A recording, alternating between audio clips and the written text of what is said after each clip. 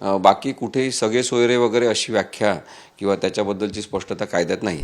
माहेरचे नातेवाईक जे आहेत म्हणजे त्या मुलीचे बायकोकडचे आई-वडील नातेवाईक यांना रक्ताच्या नातेसंबंधांमध्ये पुरुषसत्ताक पद्धतीमध्ये स्थान नाही आहे. राज्य सरकार आणि मनोज जरांगे पाटील यांच्यामध्ये सध्या काही मुद्द्यांवरून विसंवाद निर्माण झालेला आहे.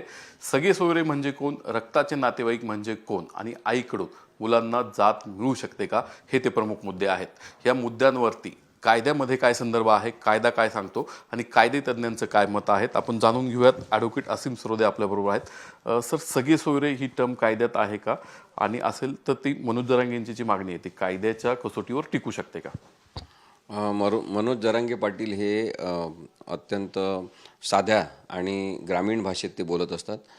त्यामुळे साधेपणाने त्या भावना ते व्यक्त करतात आणि सगळे सोयरे असा शब्द त्यांनी वापरला, त्याला कायद्यात कुठेही काही स्थान नाही आहे.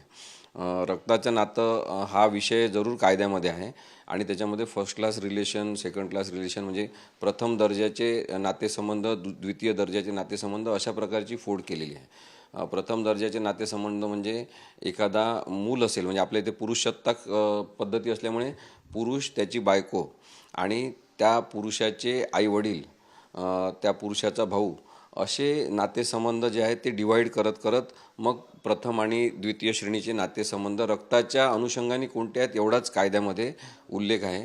बाकी कुठेही सगळे सोयरे वगैरे अशी व्याख्या किंवा त्याच्याबद्दलची स्पष्टता कायद्यात नाही आहे. सर, रक्ताचे नातेवाईक हा मुद्दा आला, तुम्ही सांगितले प्रथम दर्जाचे आणि द्वितीय दर्जाचे, ते थोडं तुम्ही अजून एक्सप्लेन कराल का? आणि रक्ताच्या नातेवाईकांमध्ये आईकडील नातेवाईकांचा समावेश होतो का?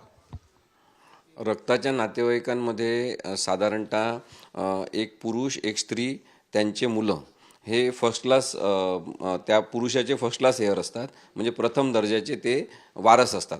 म्हणजे एखाद्या पुरुषाची बायको, त्याचे मुलं, मुली हे सगळे त्याचे प्रथम दर्जाचे वारस असतात. द्वितीय दर्जाचे वारस त्याचे आईवडील आणि इतर लोक आपोआप होतात. त्यामुळे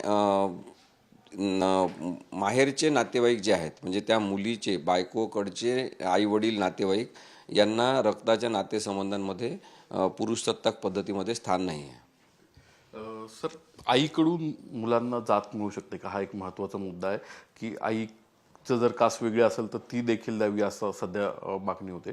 तर आईकडून मुलांना जात मिळू शकते का, या संदर्भात आरक्षणाच्या अनुषंगाने आणि कायद्यात काय तरतूद आहे किंवा सुप्रीम कोर्टाचे काही निकाल आहेत का?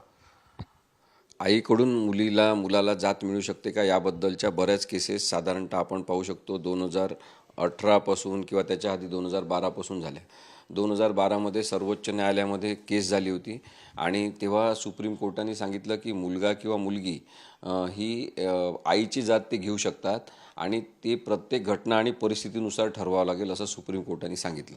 आता घटना आणि परिस्थितीनुसार ठरवावं लागेल या संदर्भात सुप्रीम कोर्टाने आणखी त्या निर्णयातच सांगितलं आहे की जेव्हा एकल माता असते म्हणजे एकटीच आई असते आणि तिचं संगोपन, त्या मुलांचं संगोपन आई करत असते, तेव्हा आई आपल्या संस्कृतीनुसार, आपल्या जातीच्या संस्कारांनुसार त्या मुलांना वाढवत असते आणि त्यामुळे त्यांना आईची जात मिळाली पाहिजे.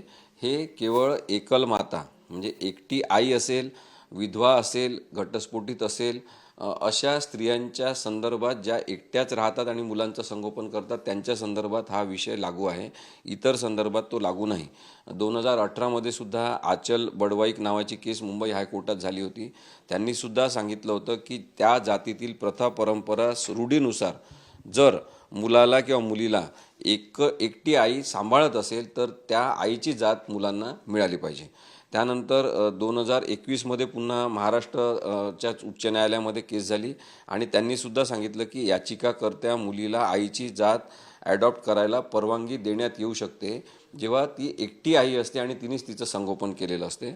त्यामुळे याच्यामध्ये मुख्य मुद्दा हा आहे की त्या मुलीचं संगोपन त्या विशिष्ट जातीच्या रूढी, परंपरा आणि संस्कृतीनुसार झालेलं आहे आणि ती आई एकटीच आहे.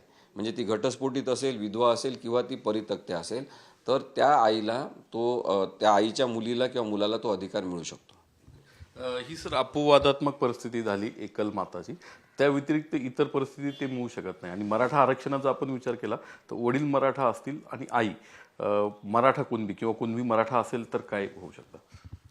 मी फक्त कायद्याचं विश्लेषण म्हणून आपल्यासमोर हे मांडतो आहे, कारण आजकाल काय होते की कायदा सांगितला तरी लोकांना राग येतो, पण कायदा जो आहे तोच मला सांगावा लागेल. तर या सगळ्या तिन्ही निर्णयांमधलं सगळ्यात महत्त्वाचं सूत्र आहे की मुलं मुली जे एकट्या आईसोबत राहत आहेत त्यांना वेगळीच कोणती तरी जात आणि आईची कोणती तरी वेगळी जात असं असू नये, म्हणून त्या उद्देशाने त्यांना एकच जात असली पाहिजे, आईची जात ते घेऊ शकतात असा निर्णय देण्यात आलेला आहे. याच्यामध्ये उद्देश म्हणजे त्याला आपण इंग्लिशमध्ये इंटेन्शन असं म्हणतो, ते सगळ्यात महत्त्वाचं आहे. आणि त्या इंटेन्शनला लक्षात घेऊनच मग 2019मध्ये मिनिस्ट्री ऑफ सोशल जस्टिस नी सर्क्युलर काढलं एक महाराष्ट्र सरकारनी, आणि त्याच्यामध्ये त्यांनी सांगितलं विभक्त घटस्फोटीत एकल आई असेल तर, मुलाचे पालनपोषण आईच्या जातीनुसार झाले असेल तर, प्रत्येक केसमधील तथ्ये तपासून मुलांना आईची जात घेण्याची परवानगी देण्यात येईल असं सर्क्युलर महाराष्ट्र शासनाचं 2019चं आहे. आता याच्या पुढे जाऊन आपण काही करू शकत नाही, आणि म्हणून मग सरसकट पद्धतीने ज्यांनी मराठा असतील पुरुष आणि स्त्रिया कुणबी असतील तर त्या कुणबी आईचं प्रमाणपत्र द्या अशा स्वरूपाची मागणी आपण करू शकत नाही, कारण की त्याच्यामधला उद्देश हा जिनसीपणा आईशी मुलांचा जोडण्याचा, त्यांना समाजामध्ये चांगल्या पद्धतीने जगण्यासाठी ते आवश्यक आहे अशी सोय म्हणून करण्याचा उद्देश नाही, तर आरक्षण मिळवण्याचा उद्देश असल्यामुळे कदाचित तशा प्रकारची प्रक्रिया कायद्याच्या चौकटीत मान्य होणार नाही. आणि जर त्याला कोणी आव्हान दिलं तर परत सर्वोच्च न्यायालयाने आणि उच्च न्यायालयाने हे जे आधी निर्णय दिलेले आहेत की एकल माता, घटस्फोटित माता आणि विभक्त आई असेल त्यांनाच हे तत्त्व म्हणून लागू होईल असं जे दिलेलं आहे, त्याच्यामध्ये कदाचित उच्च न्यायालय आणि सर्वोच्च न्यायालयाच विचार करू शकेल. पण आत्ताच्या परिस्थितीमध्ये सरसकट पद्धतीने ज्यांची आई कुणबी असेल त्यांना कुणबी प्रमाणपत्र द्या असं काही होऊ शकणार नाही.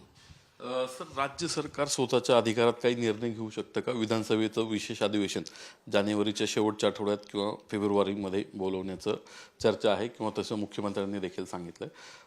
विधिमंडळात ठराव करून किंवा कायदा करून, नियम करून असं काही होऊ शकतं वेगळा निर्णय? राज्य सरकारला नक्कीच कायदा करण्याचे अधिकार आहेत, परंतु तो कायदा केलेला किंवा एखादा सर्क्युलर काढलेला ते घटनाबाह्य आहे का, ते कायद्याच्या चौकटीत बसते का, याची चिकित्सा करण्याचे अधिकार मग कोर्टाला आहेत. त्यामुळे तसं काही झालं तर परत ते प्रकरण कोर्टामध्ये जाईल. आपण पाहिलेलं आहे की काही जण हे टपलेलेच आहेत जे लगेच मराठा आरक्षणाच्या संदर्भात काही निर्णय घेतला की त्याला आव्हान देतात, आणि त्यामुळे ती कायदेशीर लढाईसुद्धा नक्की सुरू होऊ शकते असं मला वाटतं. धन्यवाद सर.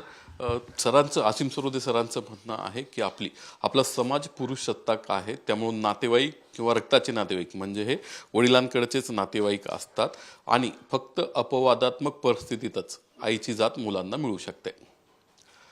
कॅमेरामन सुमित भोसलेसह नितीन पाटणकर, साम टीव्ही न्यूज, पुणे. देश विदेशातील प्रत्येक घडामोडींचे लाईव्ह अपडेट मिळवण्यासाठी आता साम टीव्हीच्या सर्व सोशल मीडिया प्लॅटफॉर्मला लाईक, फॉलो आणि सबस्क्राईब करा.